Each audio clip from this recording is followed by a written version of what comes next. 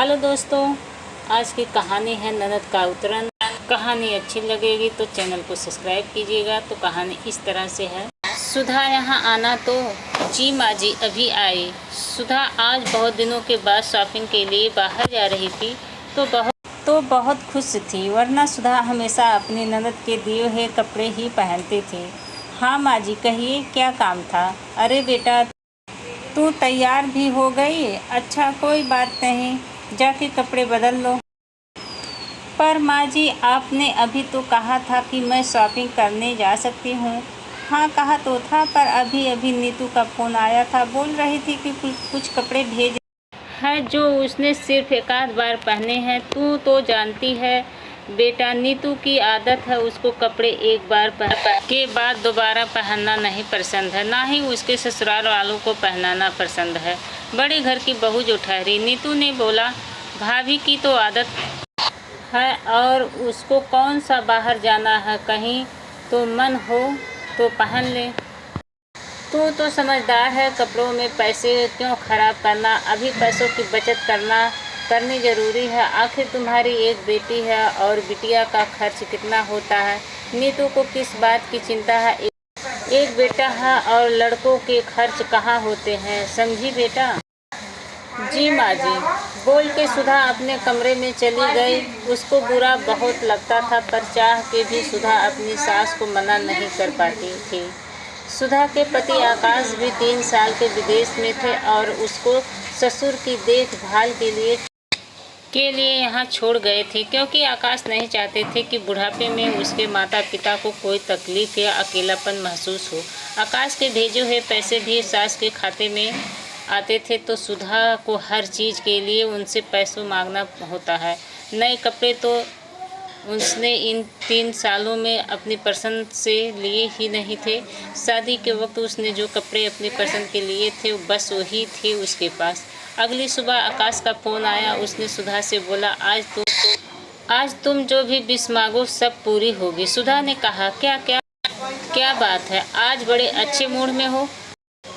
हाँ, बात ही ऐसी, तुम मुराद तो बताओ, आकाश ने कहा। तो सुधा ने कहा, मेरी मुराद तो सिर्फ इतनी है कि तुम यहाँ आ जाओ बस। अब मेरा मन तुम्हारे बिना बिल्कुल नहीं लगता है, जैसे आपकी इच्छा। आकाश के कहते ही दोनों हंस पड़े। शाम को सुधा सास ससुर को चाय दे के आ रही थी, तो सास ने कहा, बहू आज कुछ अच्छा बनाना खाने में। सुधा ने कहा, जी माँ जी।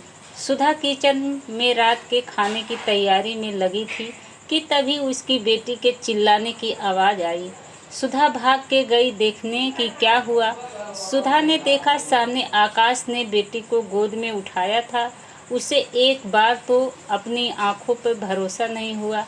आकाश ने सुधा को गले लगाते हुए बोला, क्या हुआ, ऐसे क्यों देख रही हो? सुधा ने कुछ नहीं का इशारा करते हुए गर्दन हिलाई।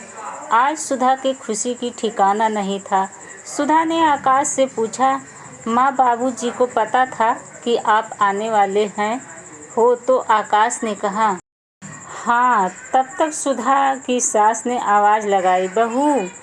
सुधा ने कहा, आती हूँ। इसके बाद सब रात के खाने पे इकट्ठा हुए तो सुधा की सास ने बोला, बड़े अच्छे मौके पे आया बेटा, कल नीतू की ससुराल में नए घर का उद्घाटन और अखंड रामायण का पाठ रखा है और खाने पे भी बुलाया है, तो सब साथ में चलेंगे। नीतू तुझे देख के खुश हो जाएगी। हाँ माँ, इसी बहाने उस सबसे मिलना भी हो जाएगा। अगले दिन जब सब तैयार हो रहे थे तो आकाश ने सुधा से कहा, तुम भी तैयार हो जाओ। तो सुधा ने कहा कि मैं नहीं जा रही, आप लोग हो आइए। लेकिन तुम अकेले यहाँ क्या करोगी? आकाश ने कहा। तब तक सुधा की सास बोल पड़ी, अरे बेटा, ये क्या करेगी जाके, किसी को जानती भी नहीं। तो आकाश ने आश्चर्य से पूछा, क्या तुम पिछले 3 सालों में गई ही नहीं नीतू के घर? अच्छा चलो, जब मिलोगी तभी तो पहचान होगी। अब सुधा की सास का मुंह बन गया था। तब तक सुधा तब तक सुधा ने पूछा, माँ जी कौन से कपड़े पहनूं? तब तक आकाश ने कहा कि ये क्या है सुधा, जो तुम्हारी मर्जी हो पहनो, पर जल्दी करो। ये क्या बचपना है? क्योंकि आकाश घर की बातों से अनजान था। अच्छा रुको, मैं ही देता हूँ। और सुधा को साड़ी निकाल के दे दी। साड़ी देखते ही सुधा की सास सुधा की तरफ देखने लगी। क्या हुआ सुधा, जल्दी करो। जी बस आ गई, सुधा ने कहा। सब नीतू के ससुराल पहुँचे। नीतू माँ को देखकर बहुत खुश हुई और पूछा, क्या हुआ माँ, भाई नहीं आए? इतने में आकाश ने आवाज़ दी कि मैं आ गया। नीतू ने जैसे ही कदम आगे बढ़ाया, उसके कदम अपनी भाभी को अपनी साड़ी में दिख के वहीं रुक गए। उसने अपनी माँ से कहा, ये क्या माँ, तुमने तो कहा था कि भाभी नहीं आएंगी और ले भी आई, तो कम से कम दूसरी साड़ी तो पहना लेती थी। सब क्या कहेंगे यहाँ? इतने में आकाश ने पूछा, क्या हुआ नीतू, तू खुश नहीं हुई मुझे देख के?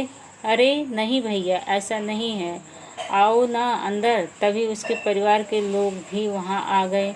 सब एक दूसरे से मिल रहे थे। जैसे ही सुधा ने नीतू की सास के पाँव छुए तो नीतू की सास ने नीतू की माँ को कहा, क्या बात है समधन जी, ननद की उतरन भाभी को पहना दी आपने? लेकिन नीतू ने ना तो हमसे कहा कि ये गरीबी में दान के लिए कपड़े भेजती है। तभी आकाश ने कहा, नहीं आंटी जी, आपको कोई गलतफहमी हुई है, मेरी माँ ऐसा नहीं कर सकती। हो सकता है दोनों साड़ियाँ एक जैसी हों। अरे नहीं बेटा, ये वही साड़ी है जो मैं लेके आई थी, क्योंकि मार्केट में हमने भी इसका दूसरा ढूंढा। नीतू और उसकी जेठानी दोनों को बहुत पसंद थी, पर दूसरा नहीं मिला। इतना सुनते ही आकाश अपनी माँ और बहन की तरफ देखने लगा और फिर सुधा की तरफ देखा। सबकी झुकी नज़रें सारा सच बयान कर रही थी। तभी नीतू की सास ने बोला, कोई बात नहीं, इसमें क्या हुआ, ननद का ही तो है। वैसे भी मिडिल क्लास लोग में तो ये आम बात है, पर हम अपनी बहुओं को लक्ष्मी मानते हैं और उनको किसी का उतरन नहीं पहनाते हैं। अच्छा, हम बाकी मेहमानों से मिलते हैं, आप लोग खाना खा के ही जाना, नमस्ते। तभी आकाश ने सुधा और अपनी माँ को बोला, अब हमें भी यहाँ से चलना चाहिए। तभी नीतू ने बोला, पर भैया नीतू, हमें चलना चाहिए, तुम अपना ससुराल और फैशन संभालो। इतना कह के सब घर आ गए। घर आते ही आकाश ने सुधा से कहा कि सबसे पहले तुम अलमारी से अपने और नीतू के कपड़े अलग करो अभी। कपड़े देखते ही आकाश ने सुधा से पूछा, तुमने अपने बाकी के नए कपड़े कहाँ रखे हैं? तो सुधा ने कहा, आपके जाने के बाद मैंने ना कोई कपड़े लिए हैं, ना ही बाजार गई। और उसने सारी बात बताई। इतना कहते ही उसकी आंखों में आंसू आ गए।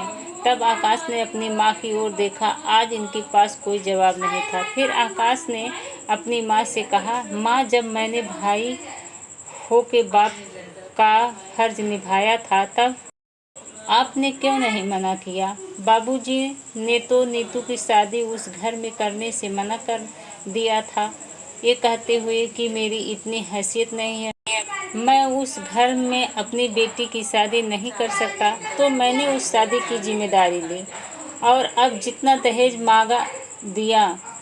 उन लोगों को, नीतू को कभी कुछ सुनने को ना मिले। और आज क्या हुआ, इतने दिनों की बनी बनाई इज्जत सब खराब हो गई। इसमें सुधा का कुछ नहीं गया, सब हमको और वहाँ नीतू को ही सुनना पड़ेगा कि हम अपने घर की बहू का इज्जत नहीं कर सकते। आज थोड़े पैसे बचाने के चक्कर में हमारी इज्जत गंवा बैठे।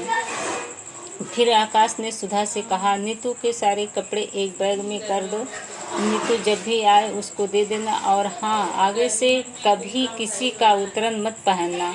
हम कल ही चल के तुम्हारे लिए शॉपिंग करेंगे। दोस्तों, ब्लॉग में किसी भी तरह की त्रुटि के लिए माफ़ करें। पसंद आए तो लाइक, शेयर और कमेंट अवश्य करें। और अगली वीडियो आप तक पहुंच जाए, इसके लिए बेल आइकन को दबाकर प्रेस करें। धन्यवाद।